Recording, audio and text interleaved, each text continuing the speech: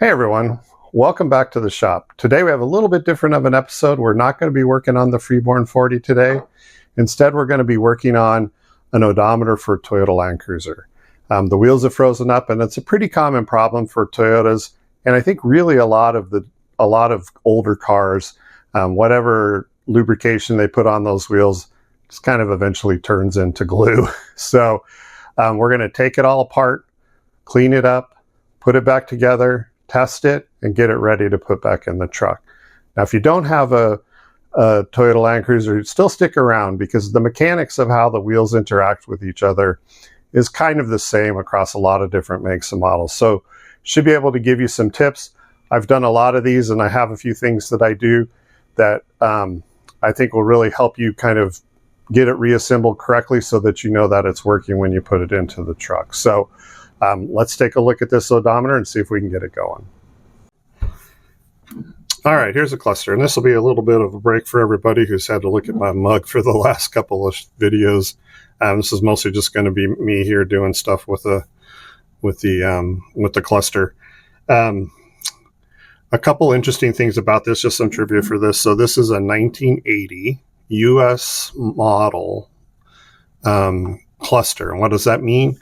Well, in 1980, it was required that, and it was, I think it was the end of the Carter administration, the speed limit nationwide was 55, and they actually required that you had to have a separate marking for 55. And so Toyota just kind of jammed that little 55 in there.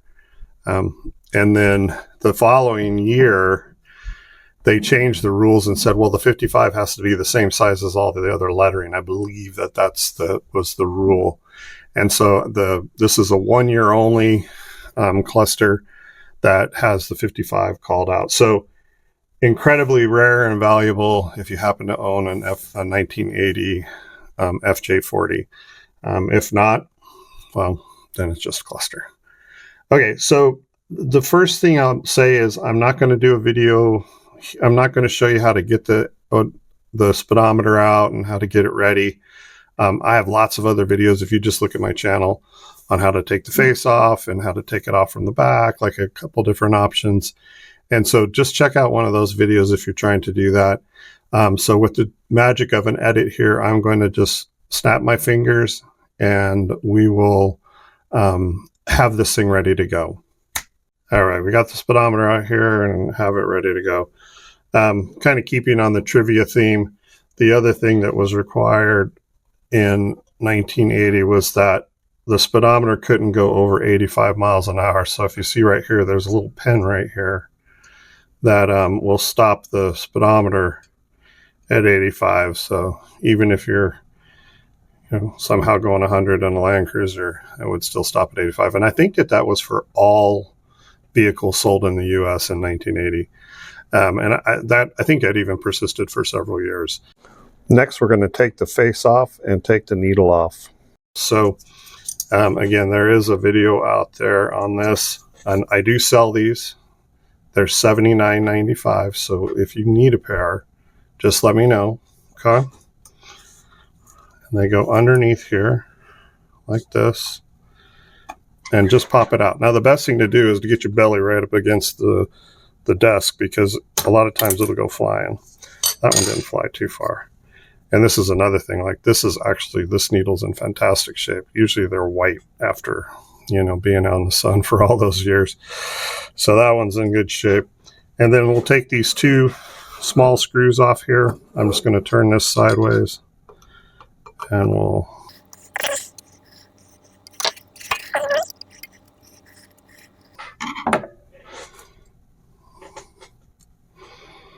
pop that off. And there you go. So there's your speedometer or your odometer. Okay. Let me set that there. Next thing we're going to do is get that odometer out of there. Let me get my tools out of the way here. And we'll do that next. Okay, so the way you get this odometer out is there's a little pin here. Let me see if I can zoom and get it right here. And you just grab that with a pair of pliers and wiggle it out. I used to kill myself to try not to crush that in, but these days it's just like, well, nobody will ever see it, right? So, and then this slides to the side and comes out. And I'm going to set this aside now. And now if I look at this, like, these should turn a little bit, but if you go, you'll just see that it just keeps clicking by this. And this is a good word of warning for anybody whose speedometer or odometer is doing this, and this may actually suffer from this problem, is once it's been forced past, once the tenth wheel's been forced past this wheel enough times, it will damage the tenth wheel and it won't work anymore. So even though you put it back together, it'll actually bind up and pop, and it won't always roll over to the next mile. I've seen that many, many times, and over the years I've kind of collected enough white wheels that I can get by that situation. But if you have this problem, you're well served to get that fixed right away. All right, so now that we have this out, now what I'm going to show you works for all, I'd say 67 to 1980, 880 of 81 Land Cruisers. These are basically the same. On one side, you have a fixed copper bushing here, or brass bushing, whatever that is. And this one you do not want to move because it's the register for everything else. So the wheels all bump up against that. That puts them in the right position for the gears and the window for the speedometer and everything. So you want to leave this side alone. And this side here has one of those little, what do they call those, E-clips? And you just want to pop that out and try not to lose it. And then this comes off. Now there is another brass bushing here. And again, this was just a generalized attempt to keep people from, taking these apart and rolling them back in the day. And we're going to take this out, and I'll show you how I take that out here next. Okay, we're going to run out to the vise, and we'll get that taken off.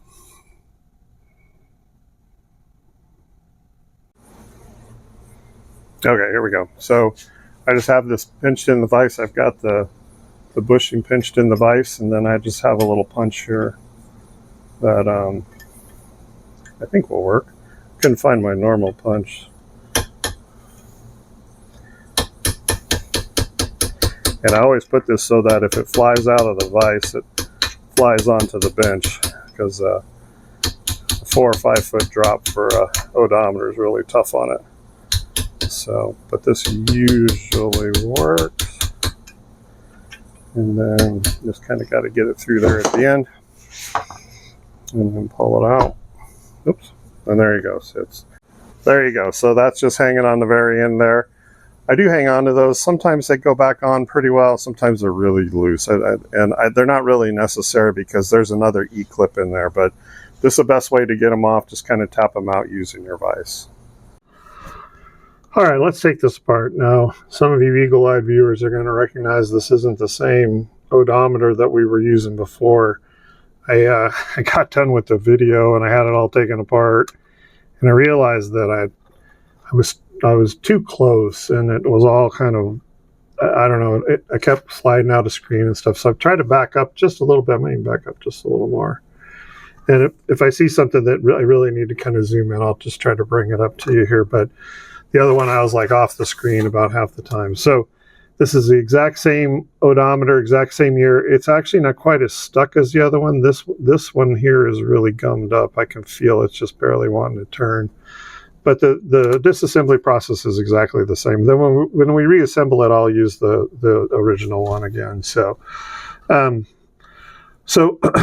couple things about cleaning, or a couple things about taking these things apart and cleaning.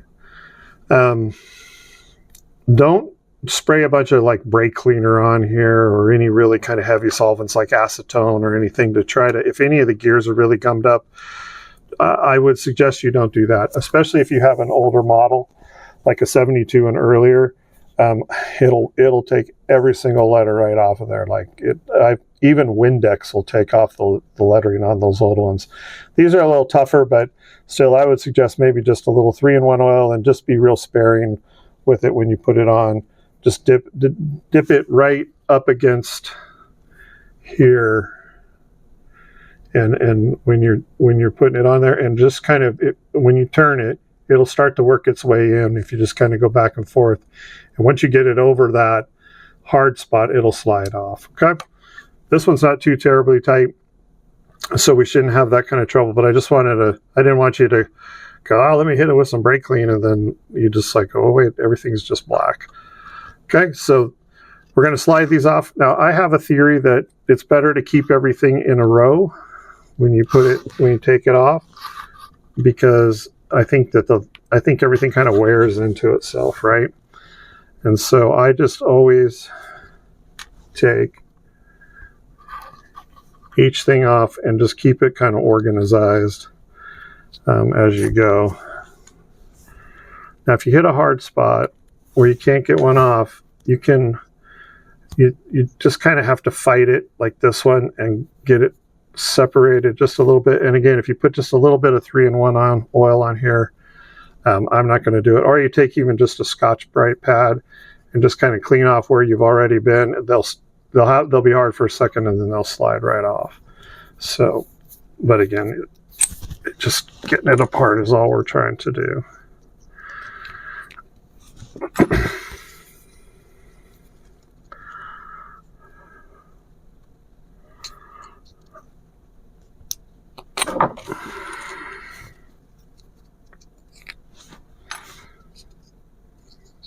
Ooh, that one's tight.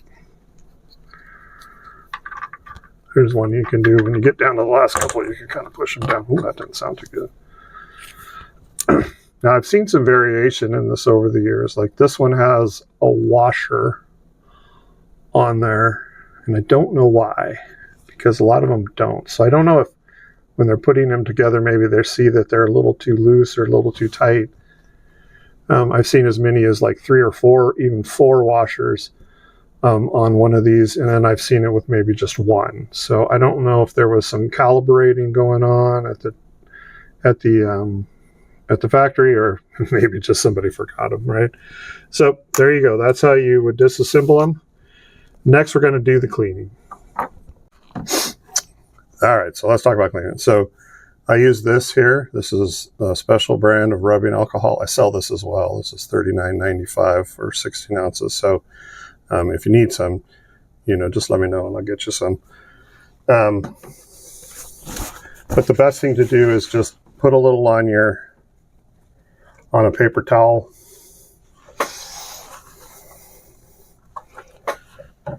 And especially for this piece here, if you just kind of wipe this off, like all of that kind of varnishy, icky stuff will come off of there. You can hit it with an emery cloth as well. But I find that there's usually just a tiny bit of stuff on there, you can see there. And that'll clean that off. And that's really all you need to do. Okay? Now let's set that back there. For the wheels themselves, this is how I clean them. Now you can get, I'm sure there's pipe cleaners out there or something like that you can really get in there and get, really get inside of there. But I found over the years that this method works pretty well and gets the centers clean. You really want to just get all that goop out of there, out of the inside. And this puts very little bit of kind of chemicals onto the part. So I dip this in rubbing alcohol,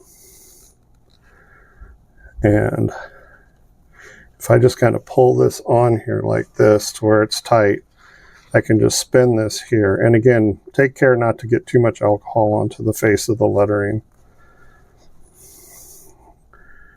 And if I pull that off, and I can show you here, I can set this, I can put this on here now, and it will just spin around.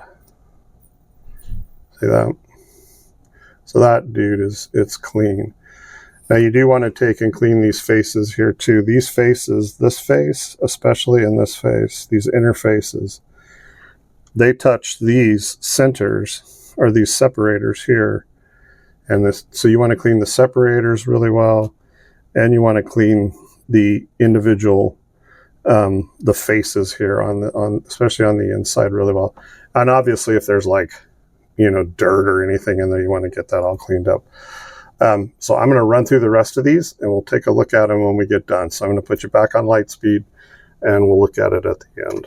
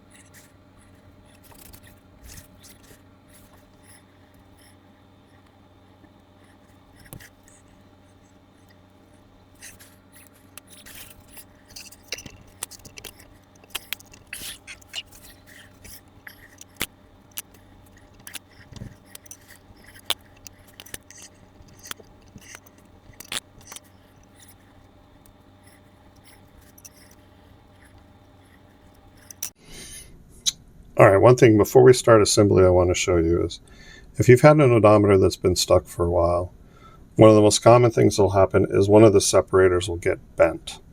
So in order to show you what I mean, I'm going to take a good separator here and I'm going to put it in my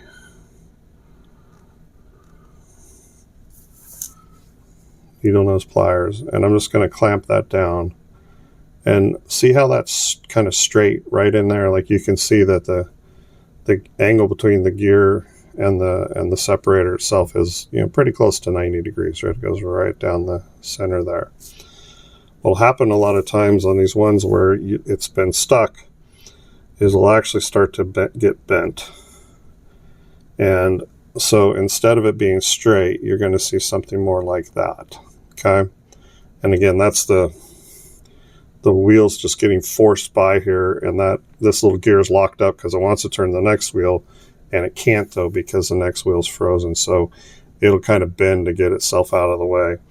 So it's pretty easy to fix, and this is actually the pliers give you a pretty good gauge of how straight it is. So you can just grab that and you just kind of bend that down, and then you can look at it. Get my fingers out of the way there.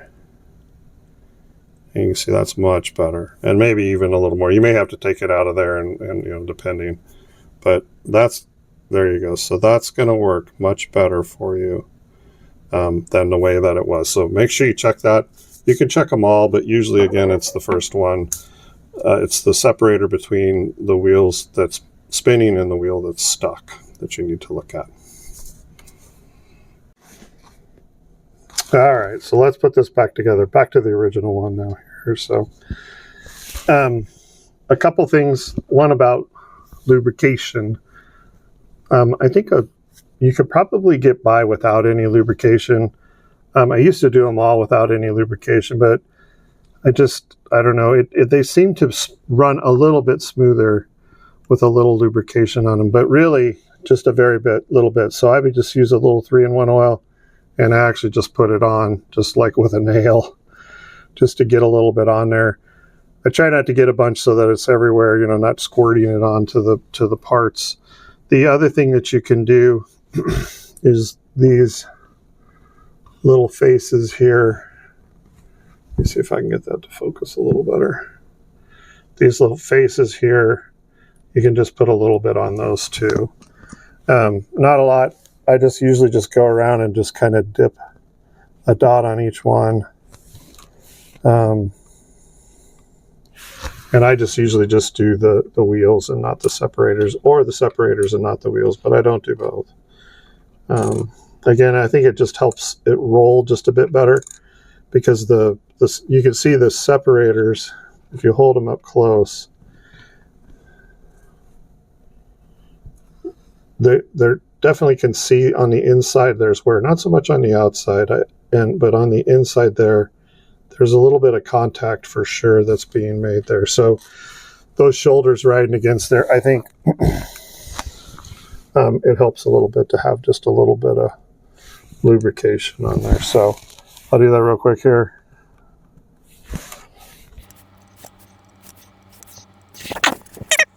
The next thing to talk about is mileage.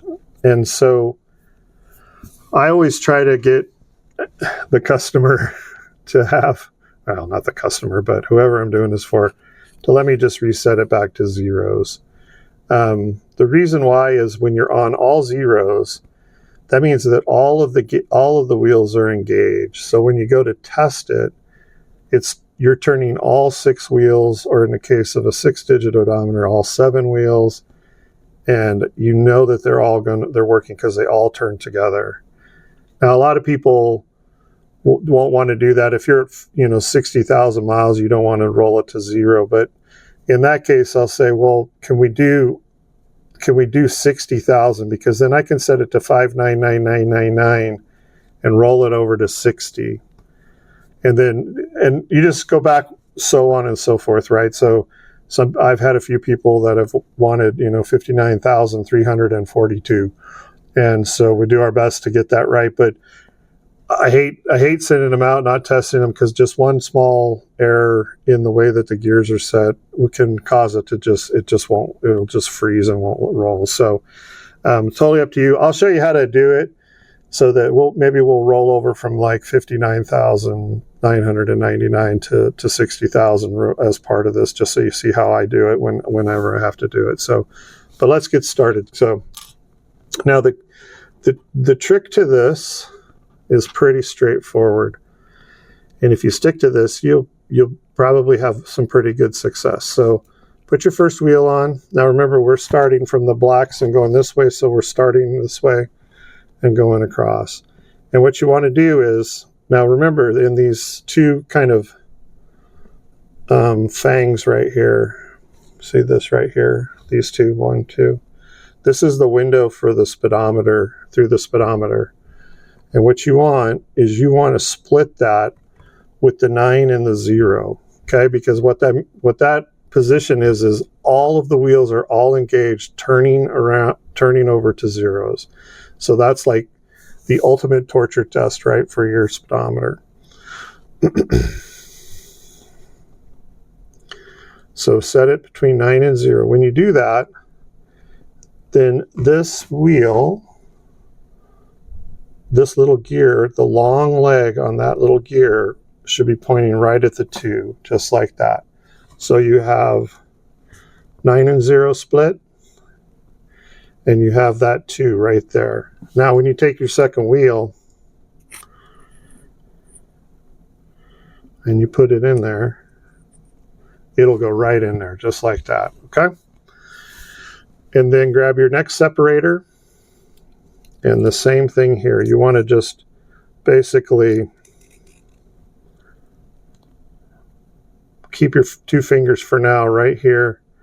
And again, that long leg, or that long gear, that long tooth, sorry for that, should be right on that too, okay? Now, once you have it like this, what I like to do is just set it down on the table and hold it like this. And you really just want that 5 and that 4 to split right on the very top, because that means that down at the bottom, the 9 and the 0 are split just the same. And then you just bring it in, and you put your next one on. Now, this is where,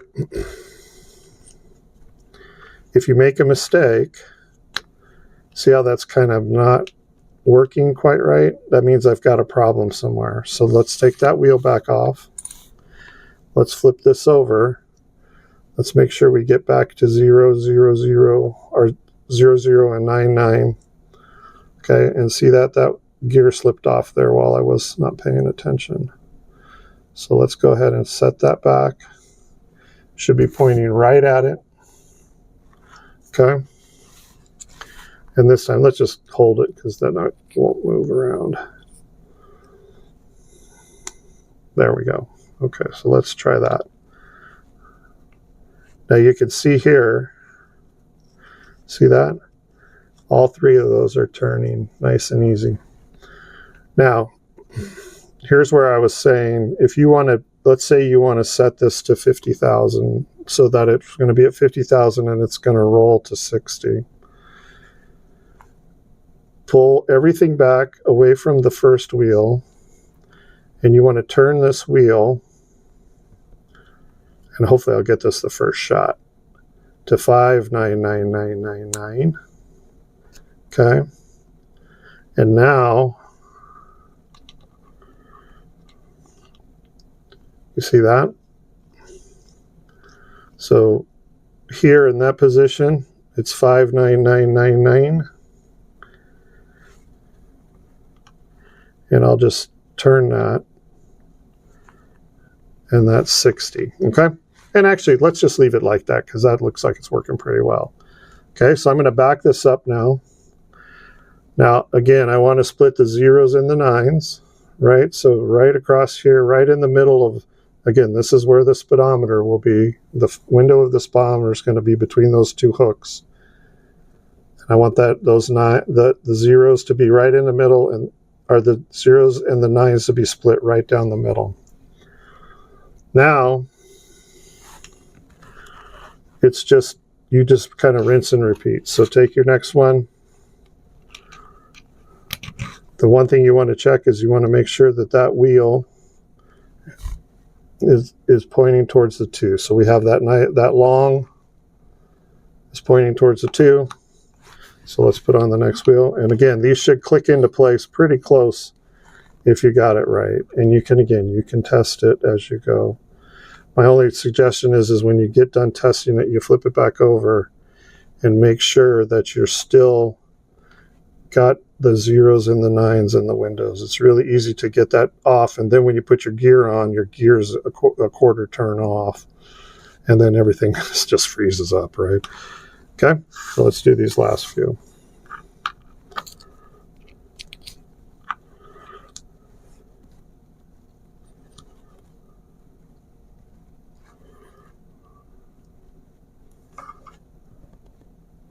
Kind of don't like where those are positioned. That's a little better right there. Okay, right on the 2 there, see? 2. And our last black wheel.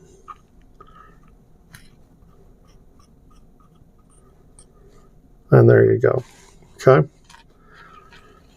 And again, I can test this. Spinning that back and forth means that the gears are all correctly inserted. Okay. And again, if you do that, that's great. Make sure you come back and you want to have that split right in that window. And the main thing to have it split in the window means that the little gear lines right up on the 2. If you have it before or after, then it's kind of like a halfer, and it's a little bit more difficult to figure out if you got it on the right peg on that little gear there. So again, see this 2? That peg is right there. It's ready to engage and spin that wheel. One more. And there you go. Okay. So now to do a quick test on this, it's pretty easy. I grab the odometer or the speedometer body, and you can put this on without the gear on the end, right?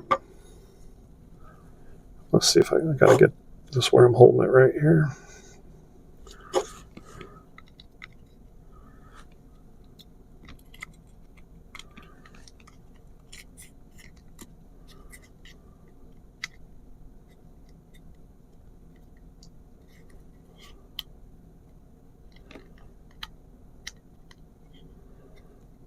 And again, sometimes if you move your tongue to the other side of your mouth, it helps a lot.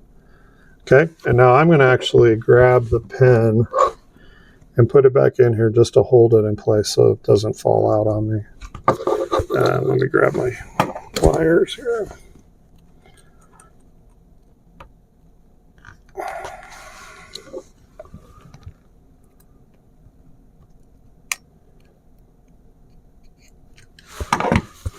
Okay. Push everything up against there. Now if you go back and you go forward, you see that? It'll go back and it'll go forward. Now if you catch a little hook like that, like this, don't worry about it too terribly much, because when you put the gear on there, it'll usually actually spin that just fine. It's because you're kind of, to turn it like this, you're not kind of turning it from the middle, you're kind of pushing on it. So sometimes it kind of catches a hook there and doesn't want to go. But once it gets over here, this is where you kind of want to test it, right? Is it going to go to 1? Is it going to go to 2? Is it going to go to 3?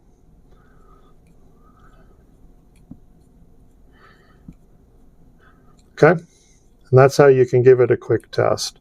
Now what we'll do next is we'll finish it up, we'll put the gear back on here, I'll do that off screen, and then we'll take it back and we'll do a little testing, okay?